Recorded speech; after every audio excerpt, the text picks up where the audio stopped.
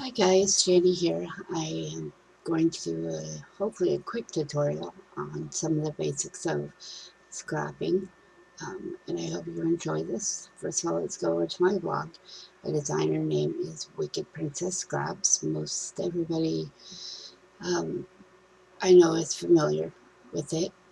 Also, I have a tutorial blog that you can also visit, and I'll be doing more video tutorials as well. It's www.wickedprincesstoots.blogspot.com. You can check those out. It's got some older tutorials, and I'll start doing more video ones if this goes over pretty good. So the next thing I'm going to jump to is my Shani Scrapping Secrets. I've been asked many times how it is that I do my scrapping kind of steps that I take or how to do many things. Um, when I started doing this 5 years ago, from tagging to scrapping, it was a really hard time to be able to get people to tell you their so-called secrets and how they did things. It just wasn't as open. So it took a lot of um, steps to learn things on my own, whether it was Googling or messing around with settings and whatnot. So that's why I'm really open to sharing kind of like what I do. So, straight out, I'm going to give you a couple keys to remember. By the way, this is the first post, on my Scrapping Sacred blog from October 15, 2012. So, yeah, but it's still got, the right information. So, the main thing that you want to remember is have patience. Not everybody um, goes at a super fast rate. Not everybody learns the same way. Have patience with yourself. Don't rush yourself, because if you do that, you kind of kill the mojo, and it only ends up frustrating you, and you end up possibly giving up on it. So, have patience with yourself, and by all means, ask questions. You're not going to learn if you don't ask questions. Find somebody that you trust who's been doing scrapping for a while, or you can visit my blog, and you can email me at superbrainpoly@gmail.com. You can find the link somewhere to email me. I know it's on my blog somewhere, so forgive me. You can always go to my fan page and message me, or if you have me on Facebook. Wait, sorry about that. Let me open this other tab so you get to see real quick. There's my fancy page. Okay, sorry, I wanted to pull up Freya's fan page as well. Okay, we're inside. Yes, ask questions. I'm always available to answer questions. Even as long as I've been in it, I ask questions. I'm constantly Googling things or looking up different tutorials, whether it be photo manipulation, how to make certain templates, etc. Ask the questions. Um, and you'll learn something new, and that's how you're going to get better, and you'll be able to pass on those lessons to somebody else, and then you get to teach them and have that pride. um, just on to the next thing is, just like tagging, you have to be copyright compliant. You can't just share things. You can't pirate things. You bought it. That's yours. You don't give it to somebody else. The same thing kind of goes with freebies. You don't just hand it off to somebody. You link to the direct posts um, of where you found it, or be like, for myself, look at Genie's blog, Manipulated by Magic. In fact, I gave links out today. Somebody asked for some freebies, and I went down and clicked on her CU freebies, and let's say the first post is here, basketball templates. And I thought, oh, that's really cool. I know someone that needs that. So all you do is you copy and paste the link to them. Never go to the direct link, just like with tagging. Never go to the direct link of download. Send them to the person's blog. It's really important that you do that, because it not only puts you in the path of the right direction, but it also helps the other scrappers. It gives them traffic, and that's another big thing. We'll talk about that later. So, read the terms of use. Some designers change them rapidly, some don't. Mine are pretty simple and straightforward. I did have to change some minor things a couple months ago, but pretty just straightforward. It's really that you pay attention to the terms of use.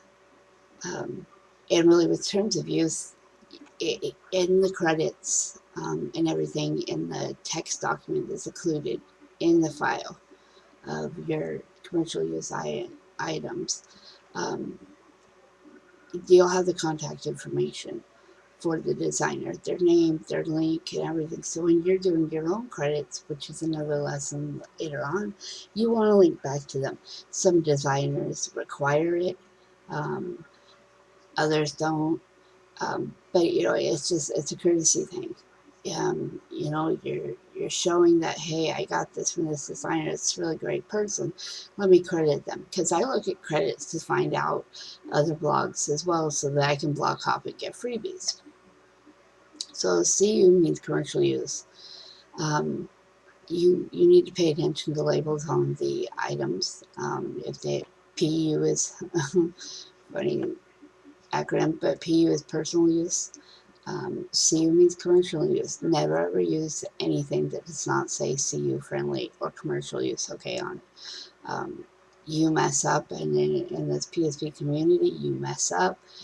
You you are really put out there, and you don't want to start out doing the wrong thing.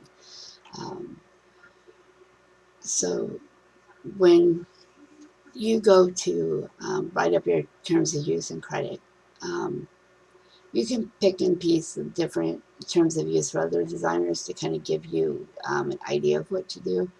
Um, but when you do your terms of use and credit document, you can do it with any um, Office program that you have. Like I have WinWord, um, but you can do it in Notepad. Whatever you do, save it as a RTF, so that way anybody can open it. Because I've had that issue in the past. I don't do it as a JPEG or even an Adobe file, because um, you may change it, and you'll have to go back and you'll have to undo it all as quickly as it is just open your Word document or Notepad, and just change it really quickly. So always save your kits in a folder to be zipped and loaded to your store or your sharing site. I discourage use of layering it into PSD or PSP image files, because I remember when I first started attacking, there was this designer, that's how she did it. You downloaded it, and it was this PSD file, and everything was layered on it. It's not really a good thing for you to do. It's frustrating, because if you're a tagger, you have to keep going back and getting something, and or trying to figure out where the layer is. Besides that, it shows that you're really taking the time as a designer to make things easier for taggers, your friends. Everybody is different. Keep in mind that some designers will use 5, 6, 8 colors. But for me, I think the most I've ever used is 6. But I go from anywhere from 3 to 6. It's really up to you, and to go with what you're doing. And a big thing that I learned after a few kits was, don't repeat items. Let's say that you have a bow, and it's checkered. You change the color to red. Um, Save that as the one bow that one of your bows, but don't go back and undo the coloring and recolor it, say blue or purple, and so on and so forth, because those don't really count as individual elements. It's considered one colored in 4 or 5 different ways. It's frustrating, because I know personally I've purchased kits thinking, oh wow, this has 100 elements, and really it has maybe 50, and or even 30, and it's colored in various different colors, and it's frustrating as all get out. And then, most designers, you can't recolor the elements when it's personal use. So there you go with that. Make everything individual um, and unique. I will show you in another lesson how I do all of that as well. So um, just keep in mind that don't do repeats. Um, and when you're starting out, you want to make sure that you give out freebies. You can't just put stuff one on your blog and be like, oh yeah, I'm going to apply to a store and here you go. I've got all these paid use ones. In order to really get your name out there, you need to have freebies. You can look at my blog and through all the different labels, if you go down to free new kits, I have 115. And actually more because a couple posts have like 5 kits in them. So, I mean, you can look at this, and I have a gazillion freebies. But and for every freebie that um, I have maybe 2 or 3 paid. But it's okay too because I put a lot of heart into the freebie kits that I do as well, and the CU items. So, sorry if I made you dizzy going down the dang blog, but so really do freebies. It's important that you do them to get your name out there and to share. You can't just jump into this and be like, okay, I'm a pro. No, you got to take your time and you've got to really work at it. The biggest advice I can give to you is have fun. Have fun with it. Be original. Don't follow the crowd. Don't, say right now emo's um, the big trend. Try to do one, but then go and do something that's fun, like a silly Halloween kit, or something realistic like a vintage one. You can still be a part of the trending pack, but you can also be on your own. So I think that's really important to change things up because everybody can do the same thing in different colors, and then it it's why bother getting it from this person when I can get it from this one? So it's just a big old mess. So that's my suggestion for you. Um, do what's fun for you and what you love and what you appreciate. And I think you'll do really great. And so that's going to be the end of my first tutorial. I'm going to be adding more, and I kind of ran on and on and on. You're probably tired of my voice now, but really enjoy yourself. And again, you can visit my blogs at www.wickedprincesscraps.blogspot.com.